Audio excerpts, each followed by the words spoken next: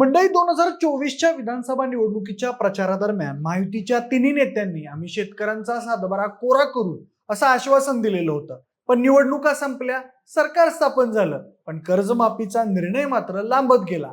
गेली 2 वर्ष शेतकरी कर्जमाफीला काय मुहूर्त लागला नव्हता.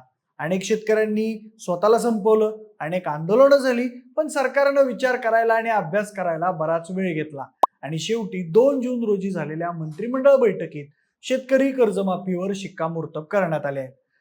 पुण्यश्लोक अहिल्यादेवी होळकर शेतकरी कर्जमुक्ती योजना 2026 अशा स्वरूपात राज्याचे मुख्यमंत्री देवेंद्र फडणवीस यांनी ही शेतकरी कर्जमाफी जाहीर केली आहे.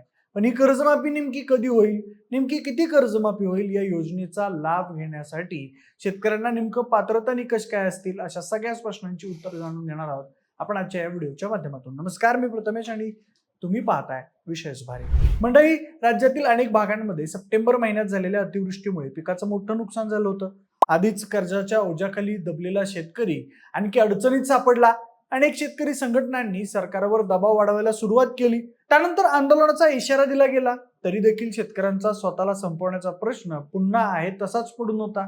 निसर्गामुळे अडचणीत आलेला बळीराजा याला दिलासा म्हणून राज्य सरकारनं नुकतीच पुण्यश्लोक अहिल्यादेवी होळकर शेतकरी कर्जमुक्ती योजना 2026 जाहीर केली आहे. मार्च महिन्यात झालेल्या अधिवेशनात मुख्यमंत्री देवेंद्र फडणवीस यांनी अर्थसंकल्प सादर करताना 31 जून पर्यंत शेतकरी कर्जमुक्ती करण्याची ग्वाही दिलेली होती. त्यानुसार या संपूर्ण प्रक्रियेचा अभ्यास करण्यासाठी स्टेट लेव्हल बँकर्स कमिटीची स्थापना करण्यात आली. या समितीनं 22 एप्रिल रोजी आपला अहवाल सरकारकडे सुपूर्द केला.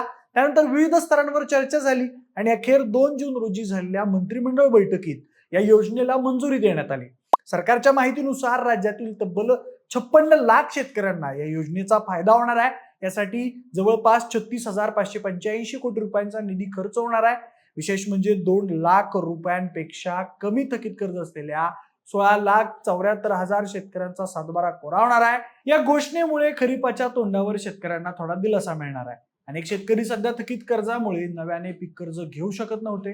आता सातबारा कोरा झाल्यानं शेतकरी बियाणे खरेदी तसेच इतर खर्चासाठी बँकेकडून पुन्हा कर्ज घेऊ शकणार आहेत.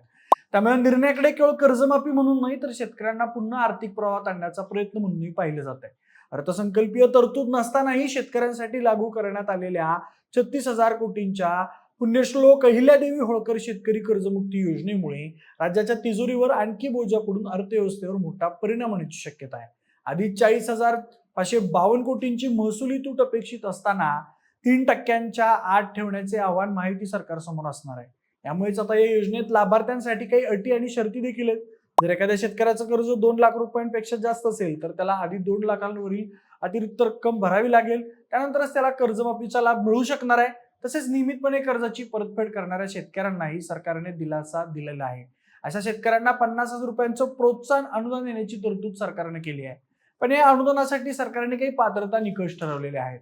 सरकारी नोकरदार, इन्कम टॅक्स भरणारे, आजी-माजी लोकप्रतिनिधी, 25,000 रुपयांपेक्षा जास्त पेन्शनधारक, त्यासोबतच नोंदणीकृत डॉक्टर, वकील, इंजिनियर, चार्टर्ड अकाउंटंट आणि मोठे व्यावसायिक अशा नागरिकांना या प्रोत्साहन अनुदानाचा लाभ मिळणार नाही आहे. तसेच या योजनेसाठी काही पात्रता निकष सुद्धा असणार आहेत आणि सर्वांनाच हा लाभ मिळेल असंही नाही आहे. यावेळी आणखी एक महत्वाची अट समोर आली आहे. केंद्र आणि राज्य सरकारच्या नव्या नियमानुसार ॲग्रीस्टॅक पोर्टलवर डिजिटल शेती नोंदणी केलेली असणं आवश्यक राहणार आहे.